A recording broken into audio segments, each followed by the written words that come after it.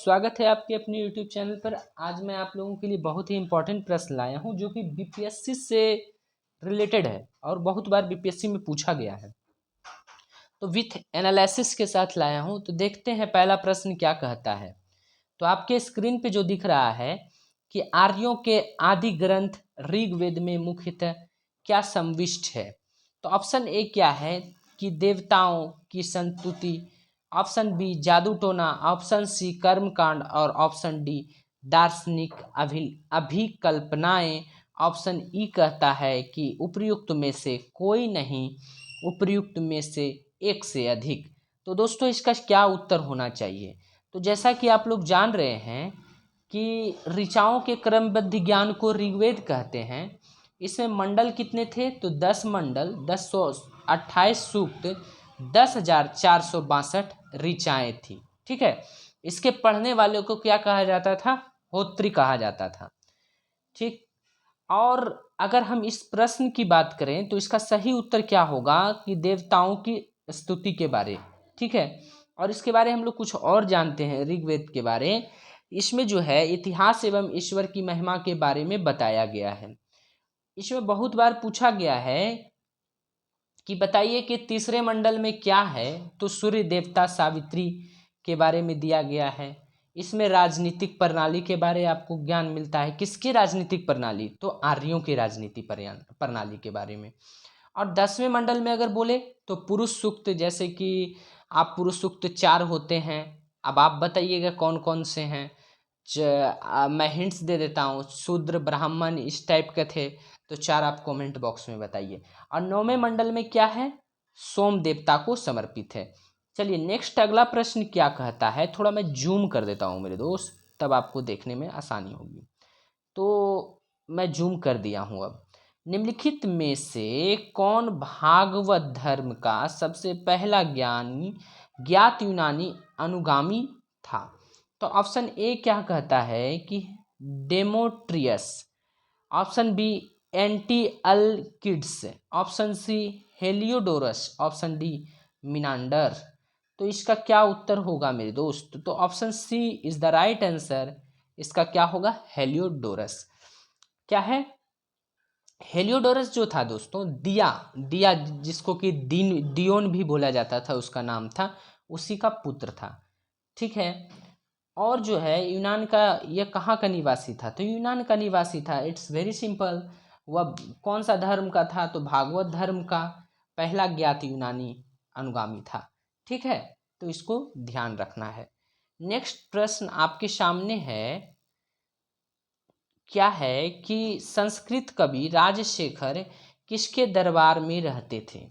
तो option A क्या कहता है कि Mahipal, option B Dharmapal, C Bhoj and D Balban. तो इसका सही उत्तर आपको बताना है। तो इसका सही उत्तर क्या होगा, तो इसका सही उत्तर होगा महिपाल। कैसे, अब देखते हैं इसका एक्सप्लेनेशन कि राजशेखर जो थे महाराष्ट्र के यायावर वंश के क्षत्रिय कुल में उत्पन्न हुए थे राजशेखर। ठीक है, और जो है काव्य काव्य शास्त्र के पंडित भी थे, याद रखिएगा। और वे जो है गुर्जर वंशीय नरेश महेंद्र पाल, ठीक है, महेंद्र पाल प्रथम एवं उनके बेटे जो थे महेंद्र पाल, माहीपाल जो थे महेंद्र पाल के बेटे थे, के गुरु एवं मंत्री थे। कौन, तो राजशेखर। ओके, कभी मीमांसा राजशेखर गुर्जर नरेश महिपाल के दरबार को सुशोभित करते थे।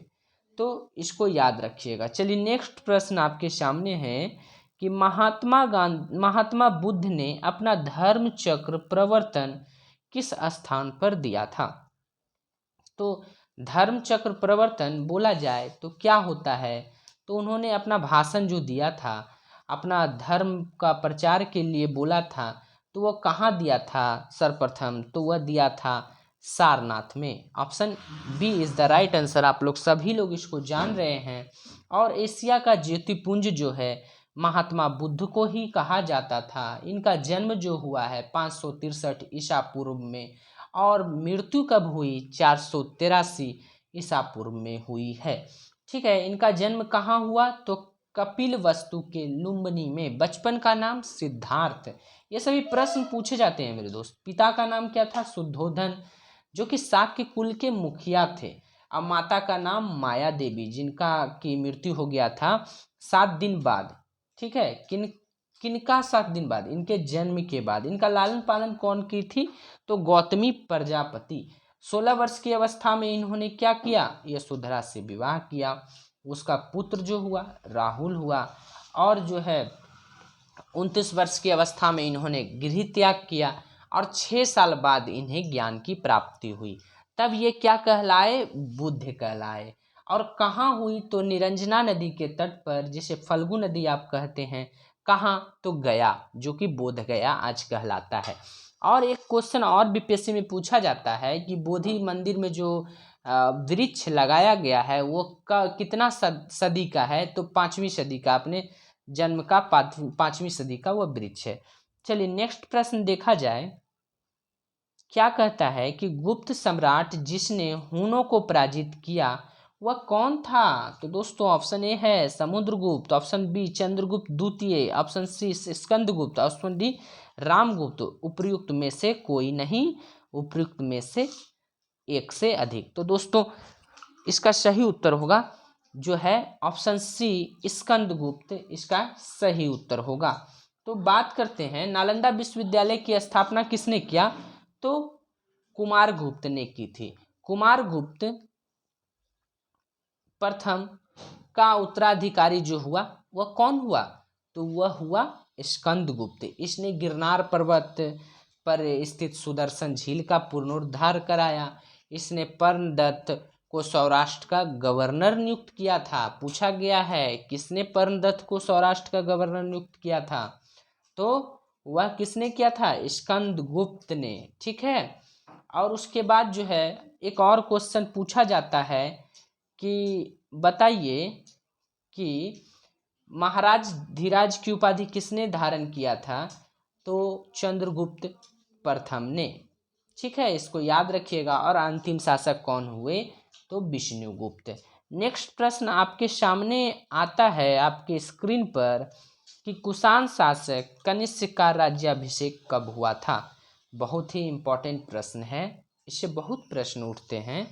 तो ऑप्शन ए कहता है 178 ईसा पूर्व, ऑप्शन बी 101 ईस्वी, ऑप्शन सी 58 ईसा पूर्व, ऑप्शन डी 78 ईस्वी, ऑप्शन ई कहता है उपयुक्त में से कोई नहीं, उपयुक्त में से एक से अधिक।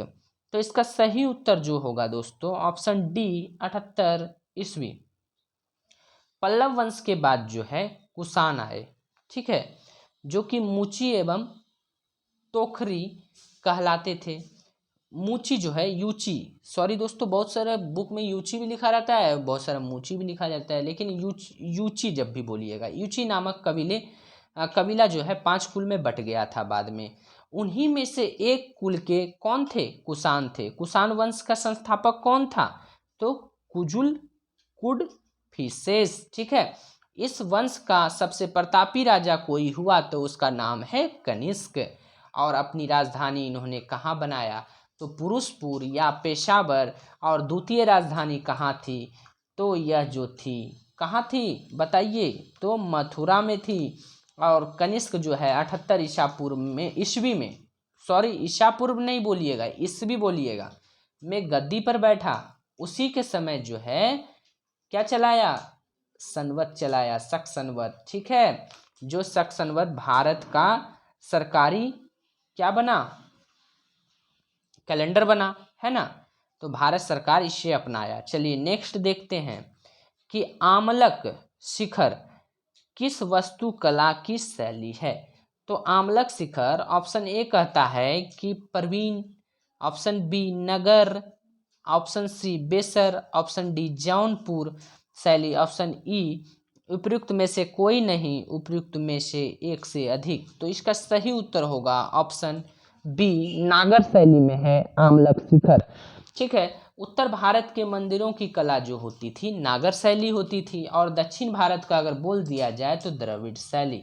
नागर और द्रविड़ शैलियों के प्रभाव से बना कि क्या कहलाता था? वेसर शैली कहलाता था। ठीक है, एकदम इसको याद रखिएगा, पूछा गया प्रश्न है। चलिए नेक्स्ट देखते हैं क्या प्रश्न कहता है। पंचायतन शैली का प्रसिद्ध मंदिर। ऑप्शन ए कहता है कंदरिया महादेव, बी एलोरा मंदिर, ऑप्शन सी एहोल मंदिर, ऑप्शन डी हम्पी मंदिर। उपयुक्त में से कोई नहीं और उपयुक्त में से एक से अधिक, ऑप्शन ई कहता है। तो हम लोग पहले समझ लेते हैं कि पंचायतन शैली होता क्या है। तो एक मुख्य मंदिर ऐसे बीच में रहेगा, एक मुख्य मंदिर बीच में रहेगा, उसके चारों तरफ यहाँ एक रहेगा, यहाँ एक रहेगा, यहाँ एक रहेगा, चारों तरफ से मंदिर से घिरा रहेगा, ठीक है। इसी को पंचायतन शैली कहा जाता है। तो पंचायतन शैली में कौन सा है, इसका ऑप्शन क्या होगा। ऑप्शन ए कंदरिया महादेव जो कि खजुराहो में है, तो ये पंचायतन शैली में है। तो मैं बता देता हूँ आपको कौन कौन सा मंदिर पंचायतन शैली का होता है, पूछा गया प्रश्न है, ये सब बहुत बार पूछा जाता है। तो ब्रह्मेश्वर की मंदिर अगर पूछा जाएगा तो वह भी पंचायतन शैली में है, भुवनेश्वर में है। लक्ष्मण मंदिर खजुराहो में है जो कि पंचायतन शैली में है। लिंगराज मंदिर भी पंचायतन शैली में है, खजुराहो में है। दशावतार मंदिर देवगढ़ उत्तर प्रदेश, गोंडेश्वर मंदिर महाराष्ट्र, ठीक है। चलिए नेक्स्ट प्रश्न है, बहुत ही आसान सा प्रश्न आपके स्क्रीन पर, कि खाद्य श्रृंखला में मानव का स्थान क्या है। तो ऑप्शन ए कहता है निर्माणकर्ता, ऑप्शन बी है केवल प्राथमिक उपभोक्ता, ऑप्शन सी कहता है प्राथमिक एवं द्वितीयक उपभोक्ता, ऑप्शन डी द्वितीयक उपभोक्ता, ऑप्शन ई कहता है उपयुक्त में से कोई नहीं या एक से अधिक। तो दोस्तों इसका सही उत्तर क्या होना चाहिए, तो इसका सही उत्तर जो होगा प्राथमिक एवं द्वितीयक उपभोक्ता दोनों है। तो हम लोग बात करेंगे खाद्य श्रृंखला में उत्पादक होते हैं, उपभोक्ता होते हैं और अपघटक होते हैं, जो डिकम्पोजर आप बोलते हैं जिसे इंग्लिश में। तो उत्पादक क्या है, पेड़ पौधा जो कि किसी पर आश्रित नहीं रहते हैं, ये अपना भोजन खुद से बनाते हैं। प्राथमिक श्रेणी क्या है, कि बकरी वगैरह, आदमी, जानवर जो है क्या है, ये प्राथमिक श्रेणी का भाग नहीं है। बकरी है, गाय है जो कि घास वगैरह खाते हैं, किस पे आश्रित रहते हैं, पेड़ पौधे पे मात्र आश्रित रहते हैं। मांस खाते हैं क्या, नहीं। और द्वितीयक श्रेणी क्या हो जाता है, जो गाय बकरी भैंस को खाते हैं। तो क्या है, सॉरी दोस्तों, प्राथमिक जो है वह पेड़ पौधे पे आश्रित रहते हैं, द्वितीयक जो है गाय बकरी भैंस पर आश्रित रहते हैं, ठीक है, मुर्गा मांस ये सब खाएंगे। और तृतीयक जो है, जो मुर्गा मांस खाया उसको तृतीयक खा जाएगा, जैसे कि बाघ शेर हम लोग को खा जाता है, तो ये तृतीयक श्रेणी है। और द्वितीयक हम लोग क्या हो गए, प्राथमिक हो गए। बहुत ऐसे होते हैं जो सिर्फ क्या खाते हैं, तो वो सिर्फ खाते हैं शाक सब्जी, तो प्राथमिक। और फिर जो मानव मुर्गा मछली खाते हैं तो वो द्वितीयक हो गए, प्रथम एवं द्वितीयक दोनों में आते हैं, ठीक है। और लास्ट में जो है डिकम्पोजर मैंने बताया, अपघटक, तो आप देखते होंगे जीवाणु वगैरह जो कि मरे हुए चीज़ को, जैसे कि गाय बैल मर जाता है उसको फेंक दीजिए, कुछ दिन में वो मिट्टी बन जाता है, तो वो डिकम्पोजर में आ जाएंगे, ठीक है, याद रखिएगा इसे। नेक्स्ट है कि लाइकेन, 10 नंबर आपका लास्ट प्रश्न कहता है कि लाइकेन सॉरी दोस्तों, निम्न में से कौन सा एक प्रदूषक संकेतक है। तो ऑप्शन ए कहता है लाइकेन, ऑप्शन बी है आपके सामने शैवाल, सी है फर्न और डी है कवक, ऑप्शन ई कहता है उपयुक्त में से कोई नहीं, उपयुक्त में से एक से अधिक। तो दोस्तों लाइकेन जो होता है वह प्रदूषक संकेतक है, ठीक है। लाइकेन जो होता है जहाँ पर गंदगी होती है वहाँ पर नहीं उगता है, खासकर SO2 जो होता है अगर ज़्यादा रहेगा तो वहाँ पर लाइकेन कभी भी नहीं उपजेगा। हम लोग बात करते हैं लाइकेन कैसे बनता है, कवक एवं शैवाल के मिलाने से लाइकेन बनता है।